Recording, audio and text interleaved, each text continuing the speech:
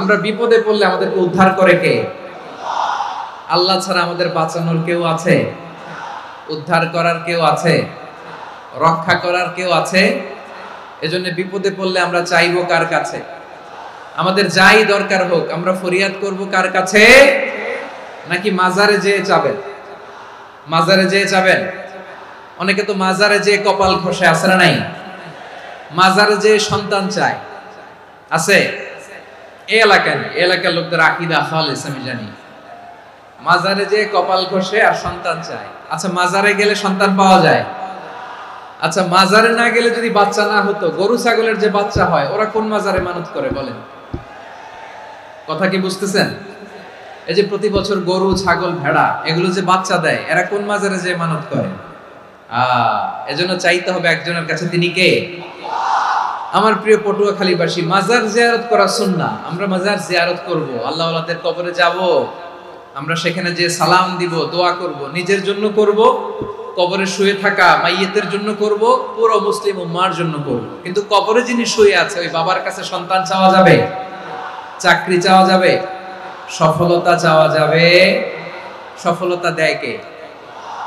এক কথাই রব্বুল আলামিন বলেন, ওয়া ইয়ামসাসকাল্লাহু বিদুররিন ফালা কাশিফা লাহু ইল্লা হু ওয়া ইয়ুরিদকা বিখাইরিন ফালা রাদ্দা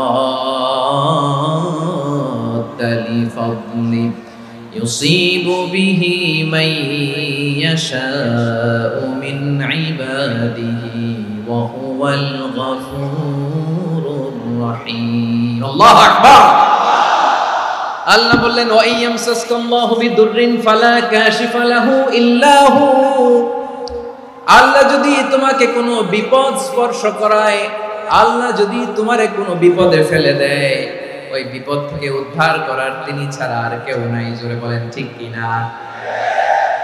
তিনি যদি কোনো বিপদে ফেলেন, তিনি ছাড়া বিপদ থেকে উদ্ধার করার কেউ নাই।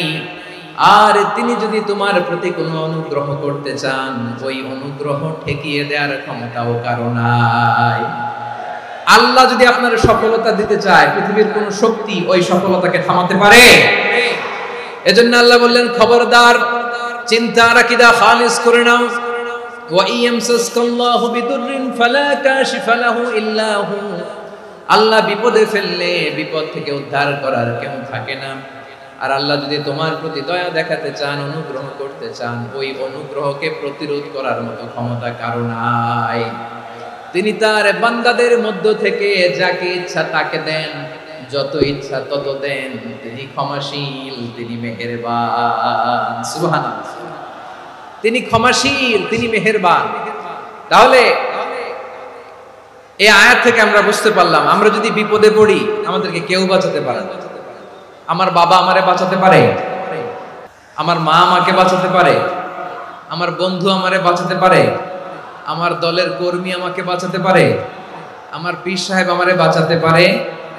আমার পটুয়াখালীর ভাইয়েরা খেয়াল রাখবেন, বাঁচাতে পারে এক মহান সত্তা, উদ্ধার করতে পারে এক মহান সত্তা। চিৎকার করে বলুন, তিনি কে?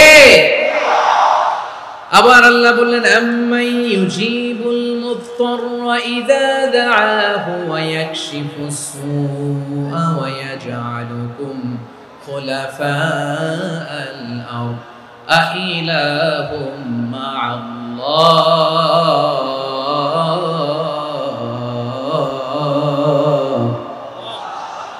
ক্বালিলাম মা তাযাক্কারুন। রব্বুল আলামিন বলেন, বিপদে পড়ে কাতর কণ্ঠে চিন্তাগ্রস্ত হয়ে যখন কেউ ফরিয়াদি হয়ে আল্লাহর ডাকে হাত তোলে, তখন এই ব্যক্তির ডাকে সাড়া দেয় কে? বিপন্ন অবস্থায় আপনি যখন কেঁদে কেঁদে হাত তুলে আপনার দুঃখের কথা জানান, আপনি যখন ডাকেন তারে, তখন আপনার ডাকে সাড়া দেয় কে? আল্লাহ বলে, আমি সাড়া দেই। তোমাদের বিপদকে মুক্ত করে দেয় কে? ওই আল্লাহর সাথে কোন উপাস্য আছে নাকি? কিন্তু খুব অল্প সংখ্যক লোকই তোমরা উপদেশ গ্রহণ করো। কথাটা কার? তাহলে বিপন্ন মানবতা যখন কাঁদে, মানুষ যখন বিপদে পড়ে নিরুপায় হয়ে ফরিয়াদ করে, তার ডাক শোনার কেউ নাই একজন ছাড়া। চিল্লায় বলেন তো তিনি কে? এজন্য আমরা ফরিয়াদের হাত কার দিকে তুলব। এবং খেয়াল রাখতে হবে, মাথার সাথে সেট করে নিতে হবে, আল্লাহ ছাড়া আমাকে উদ্ধার করার কেউ নাই। এই পৃথিবীতে কেউ আপন না প্রিয় ভাইরা। বিপদে পড়লে বোঝা যায় কেউ আপন না। আপন শুধু একজন মহান সত্তা, তিনি কে? বিপদে আপদে কেউ আমাদের বাঁচাতে পারে না, তরাতে পারে না, মুক্তি দিতে পারে না, উদ্ধার করতে পারে না, একমাত্র আমার প্রভু ছাড়া, আল্লাহ ছাড়া। চিল্লায় বলেন ঠিক কিনা? মাথার সাথে এটা সেট করে নিতে হবে যে আমাদের পুরো জীবনটাই পরীক্ষা। The life is a test. পুরো জীবনটাই পরীক্ষা। এই জীবনে বিপদ আসবে, আপদ আসবে, পরীক্ষা আসবে, সবার জীবনে এটা থাকে। এক একজনের পরীক্ষা এক এক রকম। আমার পরীক্ষা একরকম, মাসুদ ভাইয়ের পরীক্ষা একরকম, চৌধুরী সাহেবের পরীক্ষা একরকম, আপনার পরীক্ষা একরকম, ওনার পরীক্ষা আবার আরেক রকম।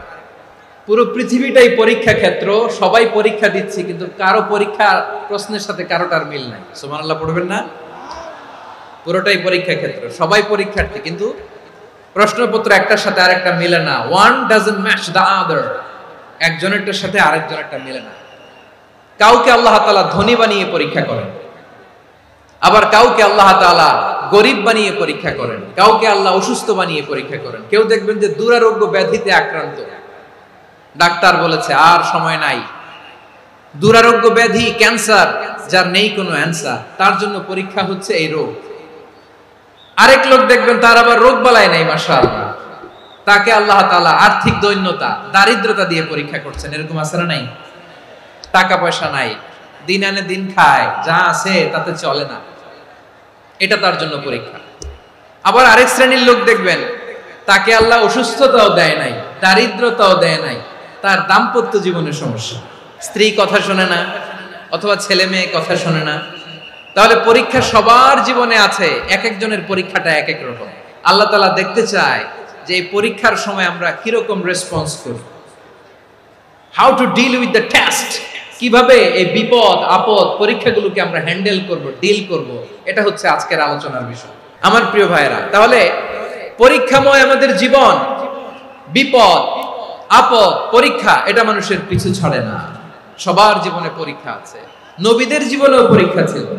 সাহাবারা জিজ্ঞেস করেছেন, ইয়া রাসূলুল্লাহ, আইয়ুন নাসি আশাদ্দু বালাআন ফিদ দুনিয়া, এই দুনিয়ার বুকে কাদের পরীক্ষা সবচেয়ে বেশি? বিশ্বনবী বলেছেন, আল আম্বিয়া।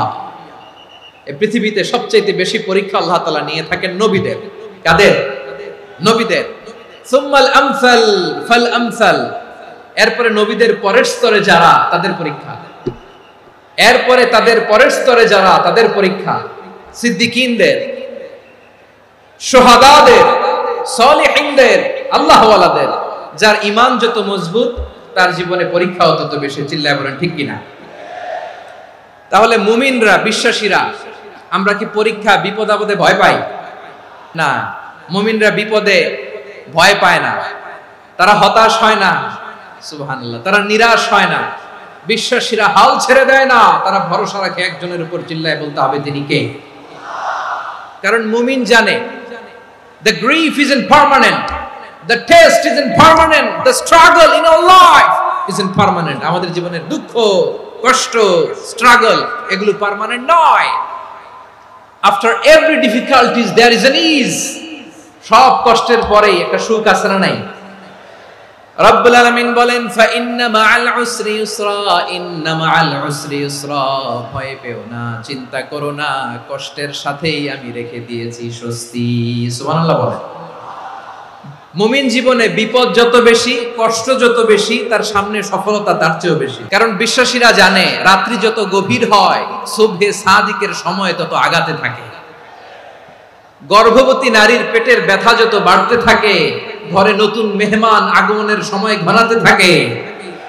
মুমিনদের উপর বিপদ, অত্যাচার, আপদ, পরীক্ষা যত বাড়তে থাকে, কালেমার পতাকা উড্ডয়নের সময় কাছে আসতে থাকে। বিশ্বাসীদের এগুলো হিসাব মিলানো অনেক আগে, এগুলো অনেক আগে হিসাব মিলানো। দুঃখের আধার শেষে সুখের আলো মিটি মিটি হাসে। চিল্লায় বলেন ঠিক কিনা? দুঃখের আধার শেষে আলোর প্রভাত হাসে, হতাশার কালো মেঘে যায় গো ভেসে, হতাশার কালো মেঘে যায় গো ভেসে। দুঃখের আধার শেষে আলোর প্রভাতে হাসে, হতাশার কালো মেঘে যাই গো ভেসে, হতাশার কালো মেঘে যাই গো ভেসে। কোরআনের পাতায় পাতায় দেখো ঈমানের পথ ঢাকা ব্যথার কাটায়। কোরআনের পাতায় পাতায় দেখো ঈমানের পথ ঢাকা ব্যথার কাটায়। ভেঙে পড়ো না কভু হতাশ হয়ে, ভেঙে পড়ো না কভু হতাশ হয়ে, জ্বলে পুড়ে খাঁটি সোনা হগো শেষে, জ্বলে পুড়ে খাঁটি সোনা হগো শেষে। দুঃখের আধার শেষে আলোর প্রভাতে হাসে, হতাশার কালো মেঘে যাই গো ভেসে, হতাশার কালো মেঘে যাই গো ভেসে।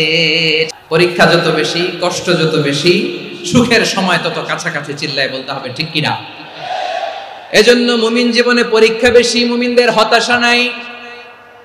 মুমিনরা নিরাশ হয় না, হতাশ হয় কাফিররা। মুমিনরা কখনো হাল ছেড়ে দেয় না, মুমিনরা ভরসা রাখে একজনের উপর, তিনি কে? তাহলে আমার প্রিয় পটুয়াখালীবাসী, বিপদ থাকবে, পরীক্ষা থাকবে, এই বিপদ থেকে আমাদেরকে উদ্ধার করবেন একজন, তিনি কে? আমরা শুধু আল্লাহর উপরই ভরসা রাখবো, চাইবো একজন সত্তার কাছে। আওয়াজ করে বলুন, তিনি কে? একজন সত্তার কাছে চাইবে। বিশ্বনবী ওনার চাচাতো ভাই আব্দুল্লাহ ইবনে আব্বাস রাদিয়াল্লাহু তাআলা আনহুকে বললেন, ইয়া আব্দুল্লাহ ইবনে আব্বাস, হে আব্দুল্লাহ ইবনে আব্বাস, ইদা সাআলতা ফাসআলিল্লাহ, যখন চাইবে আল্লাহর কাছে যাও। ও আব্দুল্লাহ, যখন চাইবা আল্লাহর কাছে চাও। ওয়া ইদা ইসতাআনতা ফাসতাইন বিল্লাহ, যখন সাহায্য চাইবা আল্লাহর কাছে ফরিয়াদ করো। জেনে রেখো ও আব্দুল্লাহ, ওয়া'লাম আন্নাল উম্মাতা লাউ ইজতামাআত আলা আন ইয়ানফাউকা বিশাইইন লাম ইয়ানফাউকা ইল্লা বিশাইইন ক্বাদ কাতাবাহু আল্লাহু লাক। ও আব্দুল্লাহ, জেনে রেখো, মনে রেখো, গোটা বিশ্বের সবাই মিলে যদি তোমার উপকার করতে চায়, ততটুকুই তারা করতে পারবে যতটুকু আল্লাহ তোমার নসিবে সেটা লিখে রেখেছে। ঠিক কিনা বলেন? আর যদি গোটা বিশ্বের সবাই মিলে তোমার বিরুদ্ধে কনস্পাইরেসি করে, ষড়যন্ত্র করে, গোটা বিশ্বের সবাই মিলেও যদি তোমার ক্ষতি করতে চায়, ততটুকুই শুধু পারবে যেটা আল্লাহ তোমার জন্য বরাদ্দ রেখেছে। যতটুকু আল্লাহ তাআলা তোমার জন্য বরাদ্দ রেখেছে অতটুকুই ক্ষতি করতে পারবে, আর এক চুল বেশিও করতে পারবে না, কমও করতে পারবে না। চিল্লায় বলেন ঠিক কিনা? এজন্য আমরা চাইবো কার কাছে? সব সময় আমরা আল্লাহর কাছে চাইবো, বিপদে আপদে, সুখে দুঃখে, সচ্ছল অবস্থায় অসচ্ছল অবস্থায়, পরাজয়ের সময় বিজয়ের সময়, সব সময় আমরা ভরসা রাখবো কার উপর? সবাই বলুন। একদল লোক আছে যারা বিপদে পড়লে আল্লাহরে ডাকে, বিপদ আসলে আল্লাহরে ডাকে, বিপদ নাই আল্লাহও নাই। বিপদে পড়লে নামাজ পড়ে, বিপদও নাই নামাজও নাই। বিপদে পড়লে জিকির করে, বিপদ যখন চলে যায় ওদের জিকিরও বন্ধ হয়ে যায়। এরকম আছে না নাই? কিছু লোক দেখবেন পরীক্ষা আসলে নামাজ পড়ে, দেখবেন পরীক্ষার সময় নামাজ পড়ে, পরীক্ষাও নাই নামাজও আছে। এরকম কিছু লোক আছে অসুস্থ হলে আল্লাহরে বড্ড ভালোবাসে, আল্লাহরে খুব ডাকে। অসুস্থ হইলে অসুস্থতাও নাই, আল্লাহ স্মরণও নাই। দেখবেন কিছু লোক নির্বাচন আসলে খুব আল্লাহওয়ালা হয়ে যায়, তখন দেখবেন মাথার মধ্যে হেজাব লাগায়, পাঞ্জাবি লাগায়, আল্লাহওয়ালা হয়ে যায়। নির্বাচনও নাই, এরপরে আল্লাহর কথাও নাই। আছে না নাই? না, এরকম হওয়া যাবে না। সব সময় আমরা আল্লাহরে ডাকবো, বিপদে আপদে সব সময় ভরসা রাখবো আমরা একজনের উপর। আওয়াজ করে বলেন, তিনি কে? এ কথায় আল্লাহ তাআলা আমাদের চোখে আঙ্গুল দিয়ে জানিয়ে দিলেন, ফাইদা রাকিবু ফিল ফুলকি দা'আউল্লাহা মুখলিসিনা লাহুদ্দিন ফালাম্মা নাজ্জাহুম ইলাল বাররি ইযা হুম ইউশরিকুন। আল্লাহ বলে, একদল লোক আছে, তারা যখন নৌযানে চড়ে, জলযানে চড়ে, সাগরের মধ্যে যখন জাহাজে চড়ে, লঞ্চে চড়ে, তারা যখন তুফানের সম্মুখীন হয় তখন তারা আল্লাহরে বড্ড বেশি ডাকে, একান্ত ভাবে ডাকে, বিশুদ্ধ চিত্তে ডাকে। আবার তুফান থেকে তাদেরকে সেফ জোনে নিয়ে, নিরাপদ জোনে নিয়ে যখন বন্দরে আমি আল্লাহ তাদেরকে ভিড়িয়ে দেই, ওই লোকগুলো আবার আমি আল্লাহর সাথে শিরিক করে। এরকম আছে না নাই? জাহাজে উঠছে, সাগরের মাঝখানে তুফান, ওই সময় দেখবেন আল্লাহ কারে কয়। এই কথা তো আপনাদেরকে বোঝানো সহজ, আপনারা তো নদীর দেশের মানুষ। আচ্ছা, লঞ্চে উঠে তুফানের সম্মুখীন হয়েছেন, জলোচ্ছ্বাস, সবাই আমার বলার দরকার নাই, বলেন। মাঝ নদী, তুফান, জলোচ্ছ্বাস, জলের মধ্যে উচ্ছ্বাস, ঢেউ, টর্নেডো, সাইক্লোন, মেঘের ঘন ঘটা, পরিবেশ ঘুটঘুটে অন্ধকার, লঞ্চ একবার এদিকে আরেকবার ওইদিকে, ভিতরে কি অবস্থা হয় বলেন তো? তখন মুসলিম আল্লাহর ডাকে, হিন্দু আল্লাহর ডাকে, ঠিক কিনা বলেন? আস্তিক আল্লাহর ডাকে, নাস্তিক আল্লাহর ডাকে, ঠিক কিনা? লঞ্চের ভেতর, স্টিমারের ভেতর কান্নারে রোল পড়ে যায়, চিৎকারের রোল পড়ে যায়, সবার মুখ দিয়ে শুধু একটা আওয়াজ, লা ইলাহা লা ইলাহা লা ইলাহা সুবহানাল্লাহ আলহামদুলিল্লাহ লা ইলাহা। আল্লাহ নামের জিকির করবে যারা, আল্লাহর কাছে প্রিয় তারা, আল্লাহর কাছে প্রিয় যারা, জান্নাতে প্রবেশ করবে তারা, জোরে লা ইলাহা লা ইলাহা ইল্লাল্লাহ লা ইলাহা ইল্লাল্লাহ মুহাম্মাদুর রাসূলুল্লাহ সাল্লাল্লাহু আলাইহি ওয়াসাল্লাম। আমার প্রিয় পটুয়াখালীবাসী, তাহলে লঞ্চের ভেতরে যখন আমরা তুফানের মধ্যে পড়ি তখন সবাই মিলে আমরা একটা নামের জিকির করি। নামটা কার? মুসলমানেরাও ডাকে, হিন্দুরাও ডাকে, আস্তিকও ডাকে, নাস্তিকও ডাকে, সবাই ডাকে একজনকে, তিনি কে? আবার দেখবেন ওই আল্লাহ তুফানের পরে, ঝড়ের পরে ওই লঞ্চটাকে যখন সদর ঘাটে ফিরিয়ে দেয়, আবার আমরা নাফরমানি শুরু করে দেই। সে কোথায় আল্লাহ বললেন, ফাইদা রাকিবু ফিল ফুলকি দা'আল্লাহ মুখলিসিনা লাহুদ্দিন ফালাম্মা নাজ্জাহুম ইলাল বাররি ইযা হুম ইউশরিকুন। সাগরে যখন তুফানে পড়ে আমি আল্লাহর ডাকে, আবার আমি আল্লাহ যখন বাঁচিয়ে দেই, আবার আমি আল্লাহর সাথে শিরিক শুরু করে। আমরা কি এরকম হতে চাই নাকি? বিমানের মধ্যে মাঝে মাঝে দেখবেন যে এয়ার টার্বুলেন্স হয়, জানেন? এয়ার টার্বুলেন্স জানেন তো? মাঝে মাঝে বিমানটা বাউন্সিং করে, বাম্পি, ভেরি বাম্পি ওয়েদার। শুনেন নাই? 40,000 ফিট উপরে যখন থাকে তখন পাইলট মাঝে মাঝে বলে, dear passengers, ladies and gentleman, right now we are flying 40,000 feet above the ground and we are passing very air turbulence, very heavy air turbulence right now. Please fasten your seat belts. দেখবেন মাঝে মাঝে বলে যে, ভদ্র মহিলা, ভদ্র মহোদয়গণ, আমরা 40,000 ফিট উপর দিয়ে যাচ্ছি আর এয়ার টার্বুলেন্স ফেস করছি, মেহেরবানি করে আল্লাহর রাস্তে সিট বেল্ট বাঁধুন। তখন বিমানটা এরকম বাউন্সিং করে, শেকিং করে। আপনারা মুখোমুখি হয়েছেন? ইদানিং এই এয়ার টার্বুলেন্স বেড়ে গিয়েছে। গত বছর আমার ইন্টারন্যাশনাল অনেকগুলো ফ্লাইট ছিল, তো আমি দেখলাম যে আগের ফ্লাইটগুলোর তুলনায় এখন এয়ার টার্বুলেন্স খুব বেশি। আমি একটু রিসার্চ করে দেখলাম, ক্লাইমেট চেঞ্জের কারণে, জলবায়ু পরিবর্তনের কারণে আকাশের বাতাসের মুভমেন্টে পরিবর্তন হয়েছে, ফলে এখন বিমান শেকিং করে বেশি, বাউন্সিং, বাম্পি ওয়েদার। তো বলেন তো, 40,000 ফিট উপরে যখন আপনি, কয় হাজার ফিট? 40,000 ফিট উপরে যখন আপনি, তখন যখন বিমানটা এরকম বাউন্সিং করে, সবাই যখন ভমিটিং করে বিমান নষ্ট করে দেয়, বমি করে, তখন বাঁচানোর কে আছে আল্লাহ ছাড়া? কেউ আছে? ওই মুহূর্তেও সবাই মিলে একজনের ডাকে আওয়াজ করে বলেন, তিনি কে?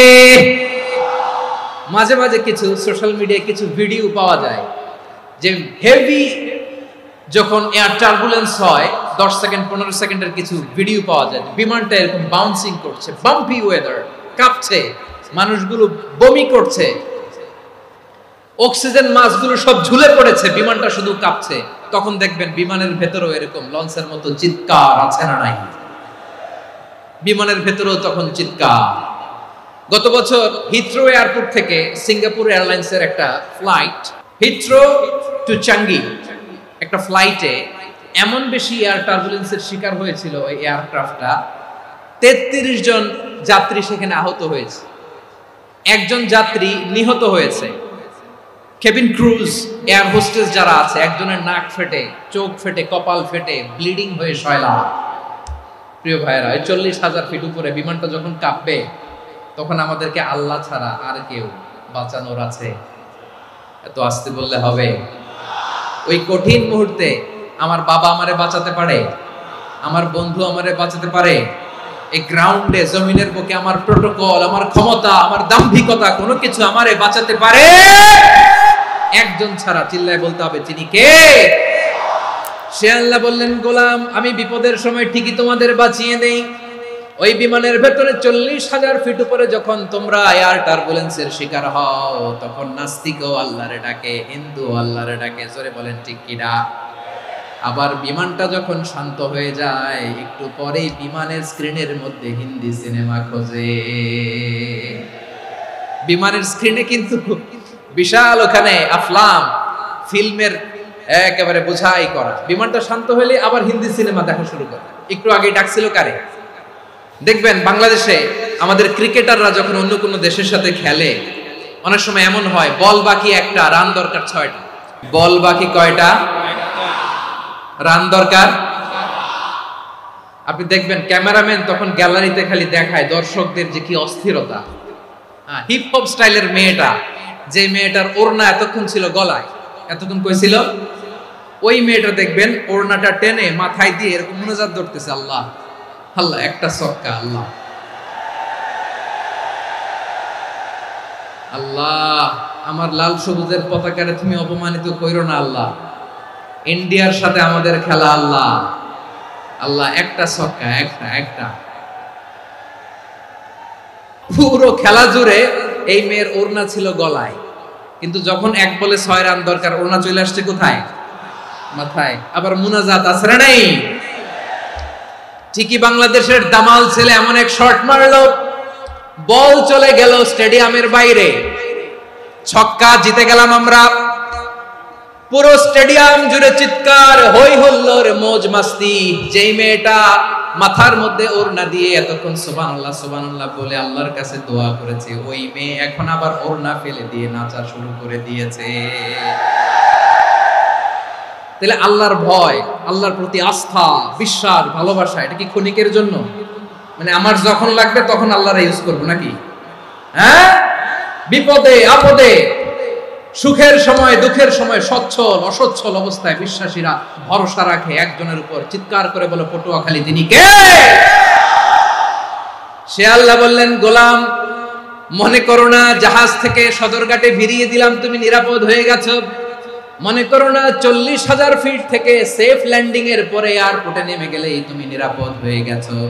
ও মিয়া, বিপদ কি শুধু সাগরে আর আকাশে? ঘরের ভেতরও বিপদ আসতে পারে কি পারে না? এজন্য সূরা মুলক আল্লাহ বললেন, আমিনতুম মান ফিস সামাই আন ইয়াখসিফা বিকুমুল আরদা ফাইযা হিয়া তামুর। আল্লাহ বললেন, তোমরা কি ভেবেছো তোমরা নিরাপদ? আমি চাইলে ল্যান্ডস্লাইডস, ভূমি ধস দিয়ে 1 লক্ষ 1 মুহূর্তে নিয়ে যেতে পারি। এক সুনামি দিয়ে থাপ্পড় মেরে 3 লক্ষ সাগরের ভেতরে ঢুকায় দিতে পারি। 1 সেকেন্ডও লাগে না আমার। أم أمنتم من في السماء أن يرسل عليكم حاصبا فستعلمون كيف نذير। আল্লাহ চাইলে আকাশ থেকে পাথর বৃষ্টি নাজিল করতে পারেন কি পারেন না? এই মুহূর্তে এখানে ভূমিকম্প দিতে পারেন কি পারেন না? আচ্ছা, ভূমিকম্প যখন হয় আমাদের কারো হুঁশ থাকে? আপনি মনে করছেন আমরা সাধারণ মানুষ, আমরা দৌড় দেই, আর প্রেসিডেন্ট প্রধানমন্ত্রী ওনারা বুঝি খাটো শুয়ে থাকে? ভূমিকম্প, আর্থকোয়েক যদি হয়, বাঁচার জন্য আমরা কি করি? হয় খাটের তলায়, ডাইনিং টেবিলের নিচে, উপরে শক্ত কিছু আছে এটার নিচে, অথবা ঘর থুইয়া দাও দৌড়। তো প্রধানমন্ত্রী উনি কি করে, প্রেসিডেন্ট উনি কি করে? হ্যাঁ, উনি খাটের মধ্যে যে শুয়ে থাকে নাকি? উনিও দৌড়, সাধারণ মানুষও দৌড়, প্রধানমন্ত্রীও দৌড়, বাড়িওয়ালাও দৌড়, ভাড়াটিয়াও দৌড়, সবাই দৌড়। নাকি ভাড়াটিয়ারা বাড়ি থুইয়া দৌড়, বাড়িওয়ালারা আর বেরোয় না, এরকম না? তাহলে যে কোনো মুহূর্তে ভূমিকম্প দিয়ে নাস্তানাবুদ করতে পারে কে? আমার প্রিয় ভাইয়েরা, আমরা নিরাপদ নই, আমরা তার দয়ায় বেঁচে আছি। কার দয়ায়? এজন্য আল্লাহ বললেন, গোলাম যে কোনো মুহূর্তে বিপদ দিয়ে তোমাদেরকে নাস্তানাবুদ করতে পারি। বিশ্বাসী বলে যদি নিজেকে দাবি করো, সব সময় ডাকতে হবে একজন সত্তাকে। বলেন তিনি কে? আপদ থেকে, পরীক্ষা থেকে, ক্যালামিটি থেকে আমাদেরকে কেউ বাঁচাতে পারে না একজন সত্তা ছাড়া। আবারও বলেন তো তিনি কে? এবার আমরা দেখি বিষ্ণু ইসা ইসলামের জীবনে বিপদ আপদ ছিল কিনা। উনি বিপদ আসলে কিভাবে ডিল করতেন, বিপদ আসলে কোন দোয়া পড়তে হয়, কিভাবে ফরিয়াদের হাত উত্তোলন করতে হয়, কিভাবে রবের দরবারে নতজানু হয়ে ফরিয়াদ করতে হয়, এটা জানার দরকার আছে না নাই? আসুন আমরা বিষ্ণুনবীর জীবনী থেকে দেখি বিপদ আসলে উনি কি করতেন। বিপদ আসলেই প্রথমে বিষ্ণুনবী সাল্লাল্লাহু আলাইহি ওয়াসাল্লাম একটা দোয়া পড়তেন। তিনি পড়তেন, ইন্না লিল্লাহি ওয়া ইন্না ইলাইহি রাজিউন। নিশ্চয় আমরা আল্লাহর জন্য, নিশ্চয় আমরা কার দিকে ফিরবো ভাই? আবার কার দিকে ফিরবো? আওয়াজ করে বলুন তো, আমরা এসেছি কার কাছ থেকে, আবারও ফিরে যাব কার কাছে? এজন্য বিষ্ণুই পড়ছেন, ইন্না লিল্লাহি ওয়া ইন্না ইলাইহি রাজিউন। নিশ্চয় আল্লাহর জন্য, ওই আল্লাহর দিকেই আমরা ফিরে যাব। তারপরে বিষ্ণুই পড়তেন, আল্লাহুম্মা আজুরনি ফি মুসিবাতি ওয়াখলুফ লি খায়রাম মিনহা। একসাথে প্রথমে পড়তেন ইন্না লিল্লাহি ওয়া ইন্না ইলাইহি রাজিউন, তারপর পড়তেন আল্লাহুম্মা আজুরনি ফি মুসিবাতি ওয়াখলুফ লি খায়রাম মিনহা। মানে আল্লাহ, এই যে আমি বিপদে ধৈর্য ধারণ করলাম, এটার সব তুমি আমারে দাও, আর যেটা হারালাম এর চেয়ে ভালো কিছু দিয়ে মেকআপ করে দিও, ভালো কিছু দিয়ে বদল করে দিও। সুবহানাল্লাহ পড়েন। তাহলে বিপদ আসলে আমরা কি পড়ব? এদেশে পরস্পরে দেখা হলে দেয় সালাম, এদেশে আমজনতার হৃদয় জুড়ে পাক কালাম, এদেশে বিপদ এলে সর্বজনে সর্বক্ষণে দোয়া পড়ে ইন্না লিল্লাহ। কি পড়ে? সুবহানাল্লাহ সুবহানাল্লাহ সুবহানাল্লাহ সুবহানাল্লাহ। এদেশে আজান শুনে সূর্য ওঠে শহর গ্রামে, এদেশে আজান শুনে সূর্য ডুবে সন্ধ্যা নামে, এদেশে সকল কাজে সবাই বলে বিসমিল্লাহ, এদেশে ভালো কিছু দেখে শুনে হাসি মুখে সবাই বলে মাশাআল্লাহ। তাহলে বিপদ এলে আমরা কি পড়ি? তাহলে বিপদ এলেই আমরা এখন থেকে ইন্না লিল্লাহ পড়বো, নাকি হাই হুতাশ করবেন? একদল আছে হাই হুতাশ করে, হায় আল্লাহ রে মোর কি হইল রে, মই কি হরমু রে, মই কমবে জামু রে, এরকম বিলাপ করতে নিষেধ করেছেন বিশ্বনবী। কি করব, কই যাব, কি হবে, হায় হায়, এরকম হাহুতাশ আছে না নাই? বিশ্বাসীরা হাহুতাশ করে না, তারা ইন্না লিল্লাহ পড়ে। কি পড়ে মনে থাকবে? আমরা পড়ব ইন্না লিল্লাহি ওয়া ইন্না ইলাইহি রাজিউন। নিশ্চয়ই আমরা আল্লাহর জন্য, আমরা আল্লাহর দিকেই ফিরে যাব। এরপর পড়ব আল্লাহুম্মা আজুরনি ফি মুসিবাতি ওয়াখলুফ লি খায়রাম মিনহা। আল্লাহ, আমি যে বিপদে ধৈর্য ধারণ করলাম এটার সওয়াব দিও, আর যা হারালাম তার চেয়ে ভালো কিছু দিয়ে বদল করে দিও। সুবহানাল্লাহ পড়েন। বিশ্বনবীর হাদিস শুনলেন উম্মে সালামা রাদিয়াল্লাহু তাআলা আনহা। ওনার স্বামী হলো আবু সালামা। মজার ঘটনা খেয়াল করে শুনেন। সাইয়্যিদাতুনা উম্মে সালামা রাদিয়াল্লাহু তাআলা আনহা, ওনার স্বামীর নাম আবু সালামা। শ্রেষ্ঠ দম্পতি, শ্রেষ্ঠ ফ্যামিলি। প্রথমে হিজরত করেছিলেন হাবাসায়, পরে হিজরত করেছেন মদিনায়। উহুদ যুদ্ধের পরে ওনার স্বামী আবু সালামা ইন্তেকাল করলো, শহীদ হলো। সুবহানাল্লাহ পড়েন। যখন আবু সালামা ইন্তেকাল করলো, উম্মে সালামা রাদিয়াল্লাহু তাআলা আনহা কেঁদে কেঁদে হায়রান। আর নবীর শিখানো বাণী অনুযায়ী তিনি বারবার পড়ছিলেন ইন্না লিল্লাহ। কি পড়ছিলেন? ইন্না লিল্লাহ। যেহেতু বিশ্বনবী বলেছেন কেউ যদি বিপদের প্রথম ধাক্কায় পড়ে ইন্না লিল্লাহি ওয়া ইন্না ইলাইহি রাজিউন, আল্লাহুম্মা আজুরনি ফি মুসিবাতি ওয়াখলুফ লি খায়রাম মিনহা, তাহলে এই বিপদে যে সে যা হারালো তার চেয়ে শ্রেষ্ঠ কিছু দিয়ে আল্লাহ তার বদল দিয়ে দিবে। এই হাদিস শুনে উম্মে সালামা রাদিয়াল্লাহু তাআলা আনহা ওনার প্রাণ প্রিয় স্বামী আবু সালামার ইন্তেকালের পরে চোখের পানি ছাড়ে আর পড়ে ইন্না লিল্লাহি ওয়া ইন্না ইলাইহি রাজিউন আল্লাহুম্মা আজুরনি ফি মুসিবাতি ওয়া আখলুফনি খায়রাম মিনহা। বারবার এই দোয়া পড়ে চোখের পানি ছাড়ে, এই দোয়া পড়ে চোখের পানি ছাড়ে, আর মনে মনে বলে আবু সালামার মতো ভালো মানুষ মদিনাতে নাই, আবু সালামার চেয়েও ভালো মানুষ মদিনাতে নাই, তার চেয়ে ভালো মানুষ কি করে আল্লাহ তাআলা আমারে দিবে, তার চেয়ে ভালো মানুষ তো আমি মদিনাতে দেখি না। চোখের পানি দিয়ে বুক ভাসায় আর নবীর হাদিসের উপর আমল করে পড়ে ইন্না লিল্লাহি ওয়া ইন্না ইলাইহি রাজিউন, ইন্না লিল্লাহি ওয়া ইন্না ইলাইহি রাজিউন। পড়তে পড়তে চোখের পানি ছাড়ে আর চিন্তা করে বিশ্বনবী বললেন, এই দোয়া পড়লে যেটা হারালাম তার চেয়ে ভালো কিছু দিয়ে আল্লাহ পুরস্কার দেয়। আবু সালামের চেয়ে ভালো মানুষ মদিনার মধ্যে আর কে হতে পারে? কি আজীব তামাশা, কি অবাক করা ঘটনা। কিছুদিন পরে দেখা গেল সাইয়্যিদুল মুরসালিন রাহমাতাল লিল আলামিন স্বয়ং বিশ্ব নবী উম্মে সালামাকে বিয়ের প্রস্তাব পাঠিয়েছে। স্বয়ং বিশ্ব নবী উম্মে সালামা রাদিয়াল্লাহু তাআলা আনহাকে বিয়ের প্রস্তাব পাঠিয়েছেন। উনি রাজি হয়ে গেলেন, বিয়ে হয়ে গেল, উনি হয়ে গেলেন উম্মুল মুমিনিন, আমাদের মা, পুরো মুসলিম উম্মার মা। চিৎকার করে বলেন আল্লাহু আকবার। তাহলে আমার প্রাণপ্রিয় ভাইয়েরা, বিপদে পড়লে আমরা পড়বো ইন্না লিল্লাহি ওয়া ইন্না ইলাইহি রাজিউন আল্লাহুম্মা আজুরনি ফি মুসিবাতি ওয়া আখলুফনি খায়রাম মিনহা। যারা যারা বিপদ আসলে এই দোয়াটা পড়বেন এখন থেকে, আওয়াজ করে ইনশাআল্লাহ বলেন। যা হারাইছেন তার চেয়ে শ্রেষ্ঠ জিনিস দিয়ে বদলা দিবে কে? তাহলে বিপদে পড়লেই প্রথমে আমরা এটা পড়ব, শুনে শুনে মুখস্থ করবেন। আমার মায়েরা, আমার বোনেরা, আপনাদের জন্য 3টি মাঠের অ্যারেঞ্জমেন্ট করা হয়েছে, আমি জানি। আপনারাও এই দোয়াগুলো পড়বেন, আপনার স্বামীকে শেখাবেন, সন্তানকে শেখাবেন, আপনার পুরো পরিবারটাকে জান্নাতের টুকরো বানিয়ে দিবে কে? তাহলে বিপদ আসলে প্রথমে কি পড়তে হবে এটা জেনে গেলাম। এরপরে বিপদ আসলে নিজেকে কি করে আল্লাহর কাছে সঁপে দিতে হয় এটাও জানার দরকার আছে না নাই? বিপদে প্রথমে ইন্না লিল্লাহ পড়লাম, ধৈর্য ধারণ করলাম, বিপদ থেকে উদ্ধারের সর্বোচ্চ চেষ্টা করলাম। আমার কাজ যখন শেষ তখন আমি আমার এই বিষয়টা আল্লাহর কাছে সঁপে দিব। কার কাছে? বিপদে বললে কেমন করে নিজেকে আল্লাহর কাছে সঁপে দিতে হয় আসুন সাইয়েদনা ইব্রাহিম আলাইহিস সালামের জীবনী থেকে জানি। আল্লাহর খলিল ইব্রাহিম আলাইহিস সালাম আমাদের মতো সমাজ ব্যবস্থা পায় নাই। আমরা জন্মের পরে আমাদের কানের ভেতরে আজান দিয়েছে কে? একামত দিয়েছে কে? আমাদের বাপদাদারা আমাদের কানে আজান দিয়েছে কি দেয় নাই? আমাদের জন্মের পরেই তো আজান, একামত, বাড়ির পাশে মসজিদ, প্রতিদিন আজান, জুমার খুতবা, প্রতি মাসে মাসে তাফসীরুল কোরআন মাহফিল, মসজিদ, মিনারা, অভাব নাই। ঠিক কিনা বলে? আপনি যেই সুন্দর ইসলামিক এনভায়রনমেন্ট পেয়েছেন, আমাদের ইব্রাহিম খলিল উনিও কি এরকম পেয়েছিলেন? হ্যাঁ, উনি জন্মের পর পরে ওনার কানে আজান দিয়েছে কেউ? আমার প্রিয় ভাইরা, আগা গোড়া একটা শিরকি পরিবেশ উনি জন্মগ্রহণ করেছেন। উনি ছাড়া ওই তল্লাটে একজনও আল্লাহর উপর বিশ্বাসী নাই। কল্পনা করতে পারেন? গোটা তল্লাটে, গোটা দেশে বিশ্বাসী মুমিন, আল্লাহর উপর বিশ্বাস স্থাপনকারী কয়জন? সবাই বলেন কয়জন? বাকি সব মুশরিক।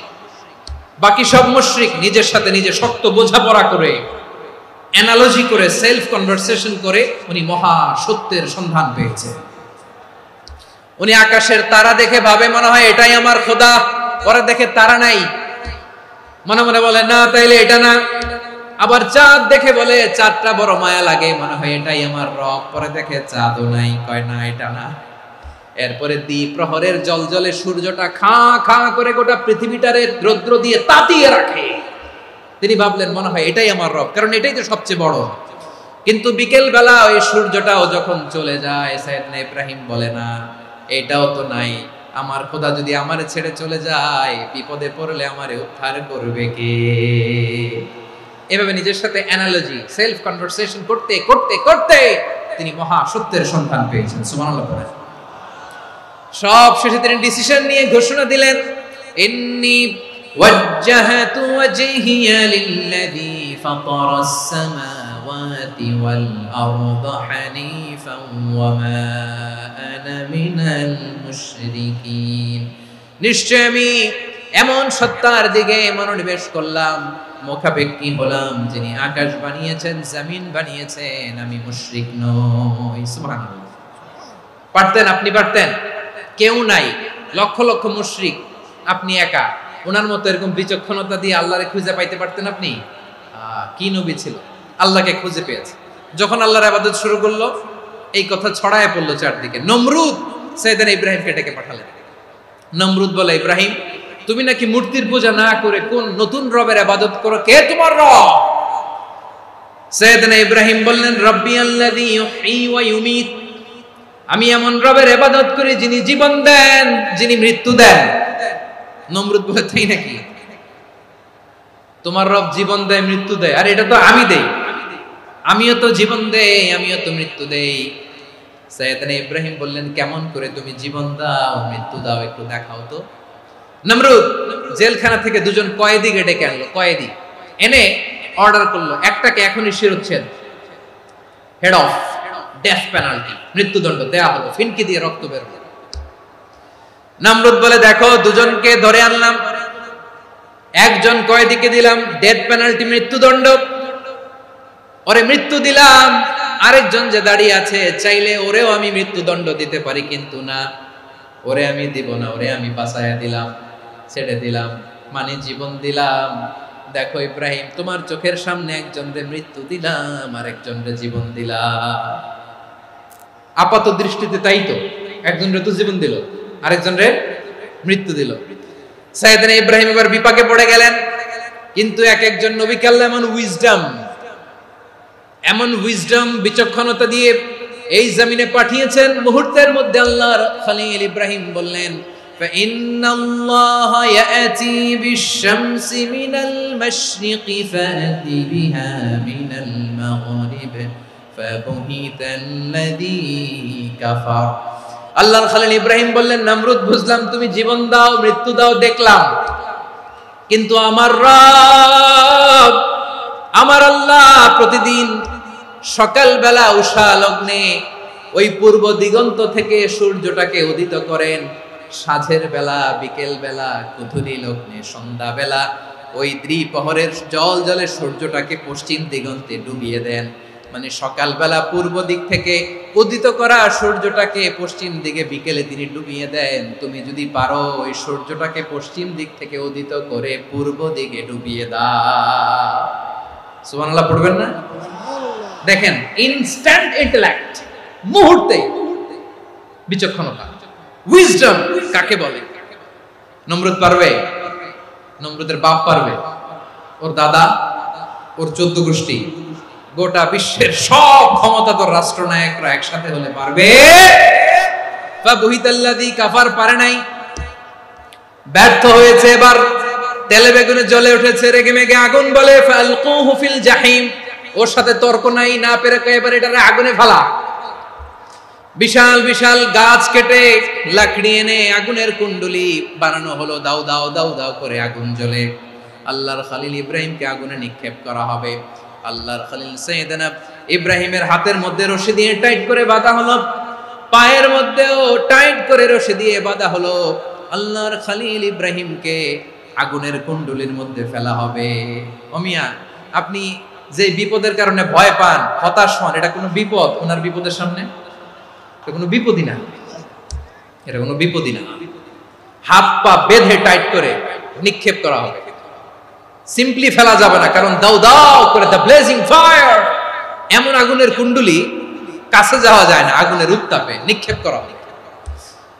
হাতে রশি বেঁধে, পায়ে রশি বেঁধে আল্লাহর খলিল ইব্রাহিম আলাইহিস সালামকে আগুনের মধ্যে নিক্ষেপ করা হবে। আহা, এটার বলে অগ্নি পরীক্ষা। উনি অগ্নি পরীক্ষার সম্মুখীন হয়েছিলেন। এজন্য কঠিন পরীক্ষাকে আমরা অগ্নি পরীক্ষার সাথে তুলনা করি, ঠিক কি না? সাইয়েদনা জিবরাইল এসে বললেন, ও আল্লাহর খলিল, ওরা তো আপনার হাতও বেঁধে ফেললো, পাও বেঁধে ফেললো, নড়াচড়ার সুযোগ নাই, বলেন আমি জিবরিল ফেরেশতা আপনার জন্য কি করতে পারি?